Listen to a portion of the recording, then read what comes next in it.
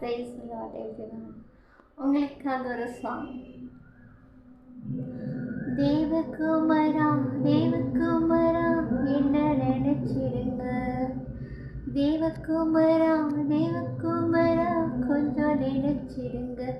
நீங்க நினைச்சா ஆசீர்வாதம் தான், என்ன மறந்தா எங்கே போவினா.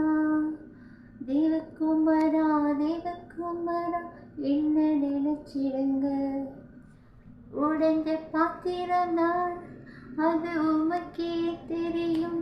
தேவன் பயன்படுத்துகிறேன், அது யாருக்கு தெரியும். உடைந்த பாத்திரம் நான், அது உமக்கே தெரியும்.